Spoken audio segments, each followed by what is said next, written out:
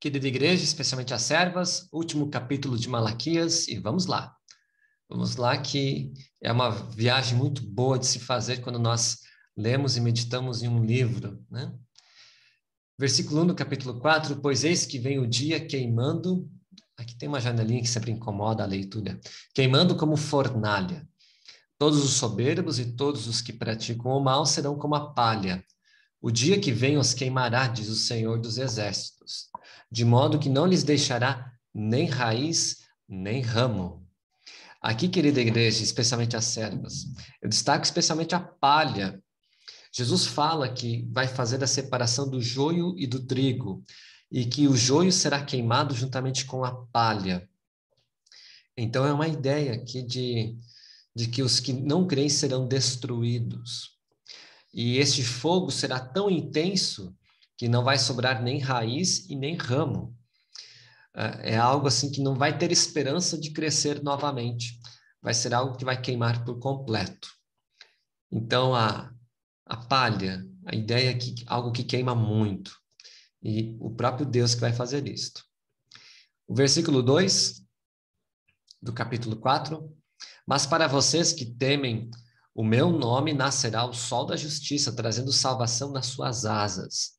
Vocês sairão e saltarão como bezerros soltos na estrebaria. Então, no dia do Senhor, o dia do juízo, nascerá o sol da justiça. Aqui é uma linguagem até mesmo para Jesus. Jesus, sendo a luz do mundo, ele nasce, assim como o sol nasce, e ilumina os que creem, trazendo salvação nas suas asas. As asas, na Bíblia, asas é um símbolo de segurança. Os Salmos dizem isso. Nós cantamos isto no hino Louva ao Senhor Potentíssimo, sob asas de águia, né? De um modo assim que Deus traz salvação, e aquele que está nas asas do Senhor tem proteção, tem paz. Por isso também o Novo Testamento fala de Jesus, de Deus também. Jesus fala, mas de Deus como uma galinha que junta os seus pintinhos debaixo das suas asas. É onde tem salvação, é onde tem proteção. E vocês saltarão como bezerros? Aqui para vocês guardarem muito bem. No meu tempo de catecismo, quando nós falávamos do juízo final, era criança ainda, claro, né? Nós tínhamos bastante medo. Uma vez falamos para o pastor bem velhinho, nós temos medo do juízo final, do fim do mundo. E aí ele contou assim, vocês no dia do juízo final, vocês vão saltar como bezerros, vocês vão pular de alegria, porque é dia de salvação para os que creem. Então, o pastor disse aquilo a partir desse texto de Malaquias, saltar. Os que não creem vão querer que as montanhas caiam por cima deles, para se esconder do Senhor, mas os que creem vão saltar como bezerros soltos na estrebaria. E aí quem tem bezerro sabe como é que é, né? Quando o bicho se solta, sai pulando e fazendo graça, né? Versículo 3, bem simples, vocês pisarão os ímpios, pois eles se farão cinzas debaixo das plantas dos pés de vocês. Naquele dia que prepararei, diz o Senhor dos Exércitos. Eu nunca falei, mas eu tô usando a Nova Almeida atualizada, tá bom? Né? Então, aqui é uma linguagem assim que os ímpios vão virar cinzas, né? Vão sobrar só as cinzas. Serão destruídos completamente. Então, se os ímpios hoje pisam em cima de nós ainda estamos vivos e nós vamos viver para sempre. Mas chegará o dia em que isso aqui não é num sentido de orgulho, nós vamos pisar sobre eles, né? Os céus está acima do inferno, uma linguagem teológica, né? Então vamos viver a eternidade pisando em cima daqueles que não creem, né? Das suas cinzas, no caso. No versículo 4, lembrem-se da lei de Moisés, meu servo, a qual lhe prescrevi em Horebe. Horebe é o Monte Sinai, para todo o Israel, a saber, estatutos e juízo. Aqui eu destaco, a linguagem antiga diz lembrai-vos.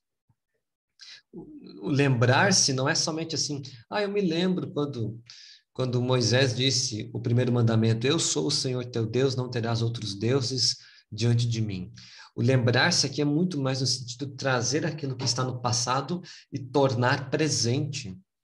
Então, por isso que a Bíblia fala, às vezes, de que os mandamentos, né, escreve na testa, tenha nas suas mãos, aonde você for, você deve ter isso, contato com isso, você deve ver e lembrar-se. Por isso que as crianças devem decorar os mandamentos, para que sempre tenham na mente, está escrito na mente, está escrito no seu coração, os mandamentos do Senhor. O versículo 5, eis que eu lhes enviarei o profeta Elias antes que venha o grande e terrível dia do Senhor. Aqui é interessante, o profeta Elias já tinha morrido há muito tempo, mas ele aparece antes do dia do Senhor, antes do juízo final, que nem chegou ainda. Ele aparece? Sim. Quando? Lá no Monte da Transfiguração. No Monte da Transfiguração está o profeta Elias, está Moisés, está Jesus. E aí Pedro diz, bom é estarmos aqui. Uma janela dos céus estava aberta ali. E o profeta Elias apareceu, o representante dos profetas. Moisés, representante da lei, dos primeiros livros da Bíblia. E Jesus é o Novo Testamento. A palavra de Deus inteira estava ali. E aí Pedro, bom é estarmos aqui. O profeta Elias, então, ele veio. Ele já veio no alto do Monte da Transfiguração, antes do dia do Senhor. Isso já aconteceu. Por isso que nós estamos vivendo os últimos tempos, os últimos dias. Sempre foi. Depois que Jesus subiu aos céus, a ascensão, nós estamos nos acréscimos do segundo tempo, né? Estamos no fim. O versículo 6, ele converterá o coração dos pais aos seus filhos e o coração dos filhos aos seus pais, para que eu não venha e castigue a terra com maldição. Aqui é uma linguagem, eu creio que aqui é a linguagem ele. Quem é o ele aqui? Volta para João Batista. E o João Batista, ele tem a missão de converter. O que é converter? É dar meia volta, mudar o coração dos pais e dos filhos. E esse converter, essa mesma palavra está na fala do anjo para Zacarias, o pai de João Batista. Você vai ter um filho e ele vai converter o coração dos filhos de Israel. Diz lá em Lucas, capítulo 1, capítulo 2. Ele vai converter a missão de João Batista. Lembrando, do vídeo anterior, João Batista é o novo Malaquias. Malaquias é o meu mensageiro, mas vai vir um outro meu mensageiro, que vai preparar o caminho, capítulo 3, que é João Batista. Isso aí, e terminamos. Terminamos a leitura, deixa eu parar aqui, a leitura de Malaquias, hoje um vídeo mais curto, porque o capítulo também é mais curto. O que precisa ser feito ainda? Deem uma lida, no livro inteiro, isso leva 15 minutos, quem sabe. Anotem os assuntos, no capítulo 1 fala disso, capítulo 2 fala daquilo, capítulo 3 fala de tal coisa. Leiam muitas vezes e vão tendo domínio sobre o livro de Malaquias. E que o nosso testezinho seja uma bênção. Na verdade, quem estudou já ganhou o ensino da palavra de Deus, porque é maravilhoso ler um livro inteiro e caminhar com a história que está envolvida, sendo que o livro fala muito para nós ainda hoje e fala da nossa história, do nosso Deus, da nossa salvação. Que Deus nos abençoe e nos vemos aí logo mais nos cultos e no Congresso de Servos. Um abração, que Deus abençoe a cada um de vocês.